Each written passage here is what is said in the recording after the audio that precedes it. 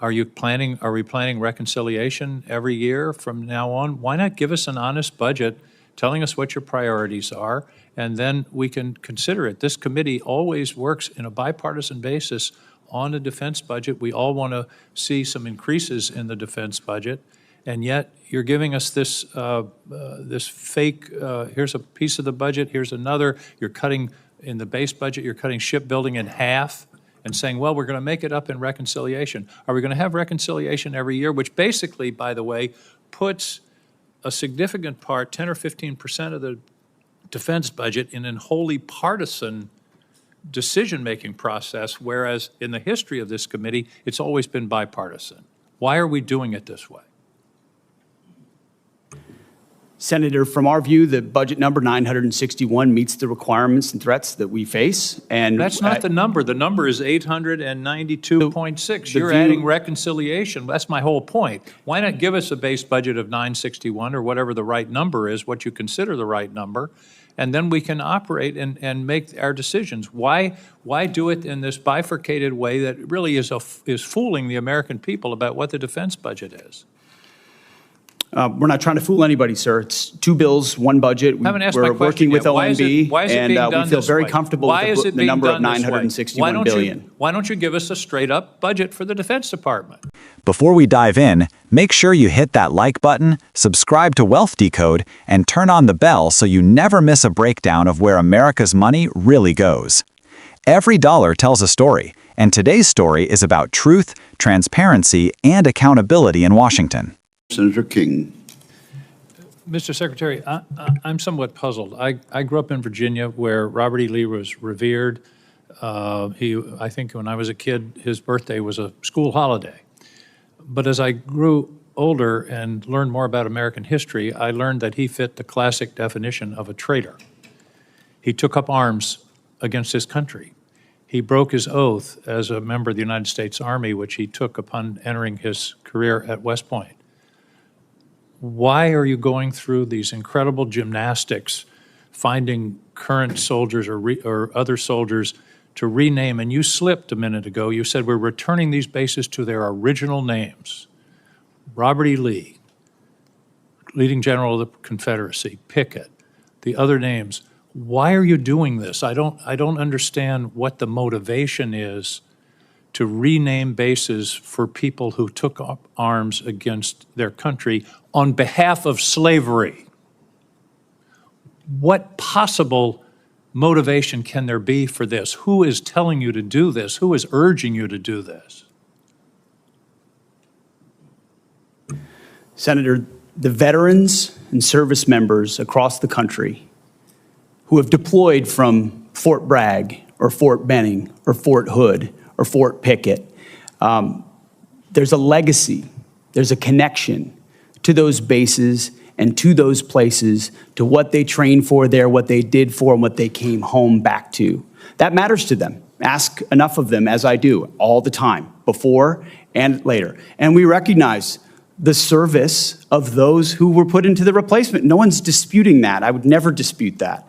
What we're looking at is erasing history, erasing names, erasing base names that service members are tied to. Talk to people that serve at Bragg. Ask people that serve at Fort Bragg or Fort Benning if they like the fact that the names have been returned. And to a man and to a woman, they will tell you, thank God we're back to Fort Bragg, and thank God we're back. And thankfully, because so many men and women in this country have served, there's a Benning and a Bragg and a Pickett and a Hood has a Silver Star or a Medal of Honor that we could rename the base to because of the limits of what Congress allowed us to do. So this is something we've been proud to do, something that's important for the morale of the Army, and those communities appreciate that we've returned it back to what it was instead of trying to play this game of erasing names. We're not erasing history, Mr. Secretary. We're recognizing history and recognizing that mistakes have been made in this country. The greatest of all was the Civil War, where people took up arms against their country on behalf of the institution of slavery. And to continue the practice of recognizing those people and honoring them by the naming of these bases is, I believe, an insult to the people of the United States. Let me talk about the budget. I don't understand why the budget is coming to us in two pieces. Why not give us an honest base budget instead of putting a piece of it in recognition, in reconciliation. As I understand it, OMB is saying we're going to have a flat defense budget for the next 4 or 5 years. Are we planning reconciliation every year from now on? Why not give us an honest budget, telling us what your priorities are, and then we can consider it. This committee always works in a bipartisan basis on a defense budget. We all want to see some increases in the defense budget, and yet you're giving us this this fake, here's a piece of the budget, here's another. You're cutting, in the base budget, you're cutting shipbuilding in half and saying, well, we're going to make it up in reconciliation. Are we going to have reconciliation every year, which basically, by the way, puts a significant part, 10 or 15% of the defense budget, in a wholly partisan decision-making process, whereas in the history of this committee, it's always been bipartisan. Why are we doing it this way?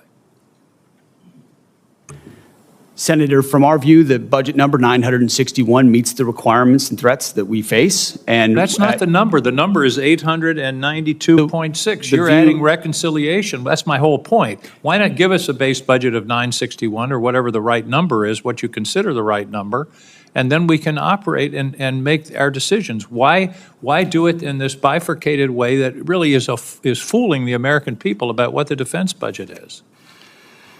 We're not trying to fool anybody, sir. It's 2 bills, 1 budget. We're working with OMB, and we feel very comfortable with the number of 961 billion. Why don't you give us a straight-up budget for the Defense Department?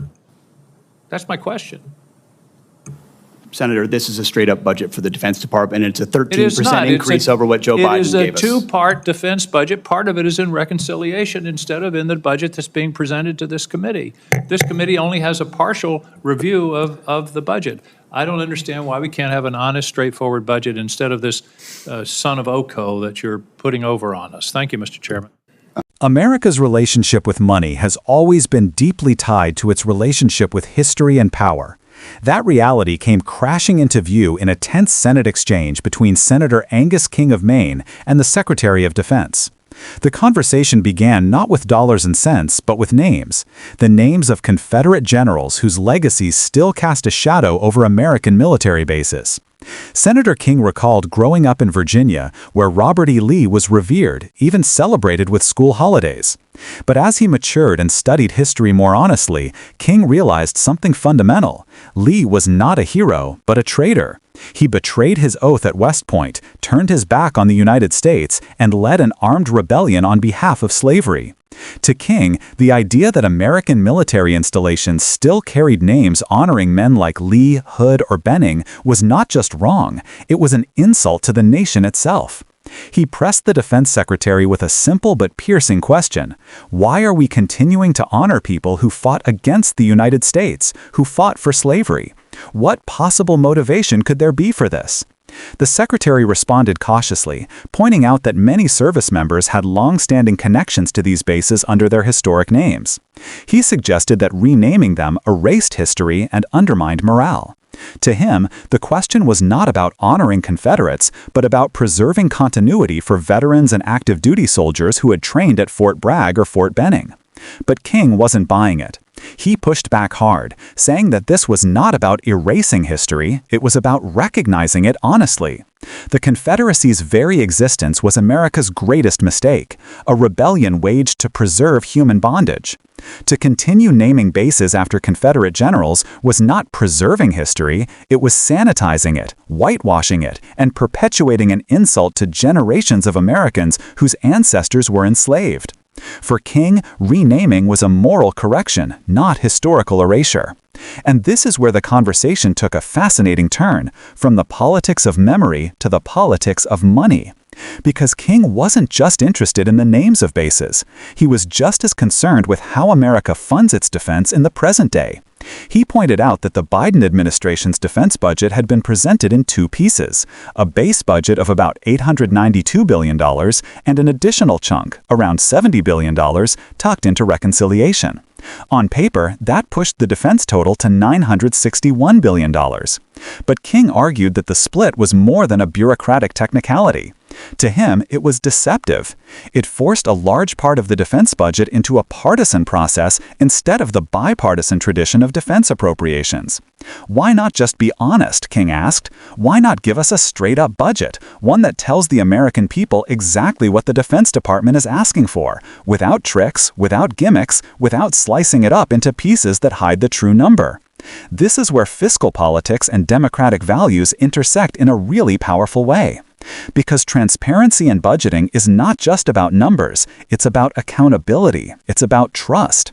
When Americans hear about a defense budget of nearly $1 trillion, they deserve to know that number is real, not massaged, not hidden in reconciliation bills, not fragmented in ways that obscure the truth.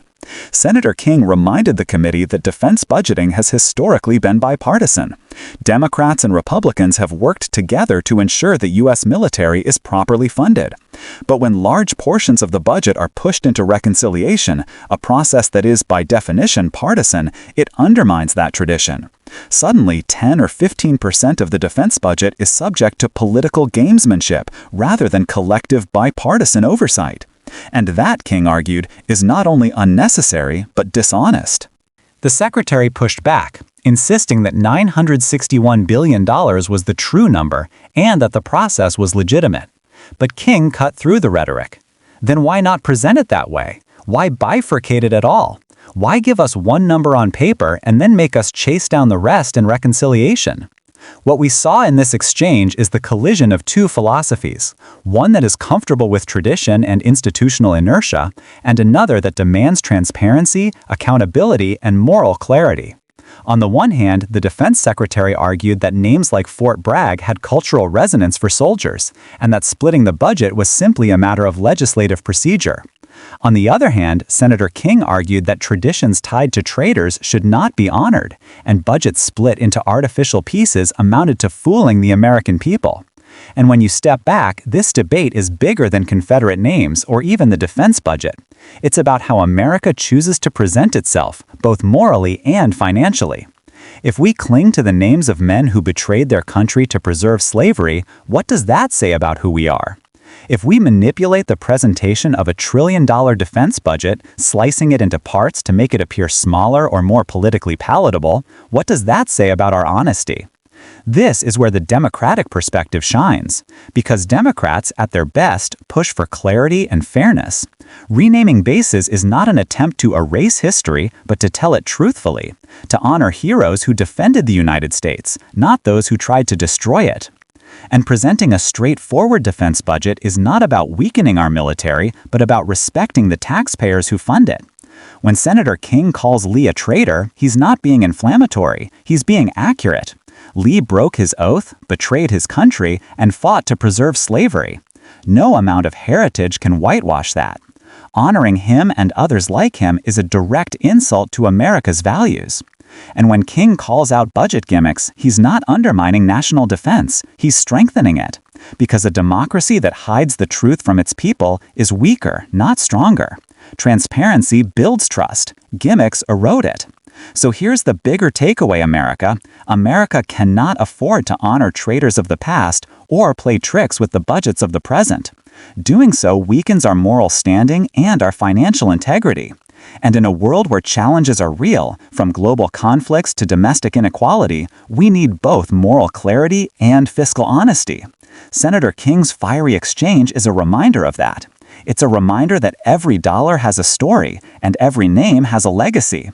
And it's our responsibility to ensure those stories and legacies align with the values we claim to hold as a nation.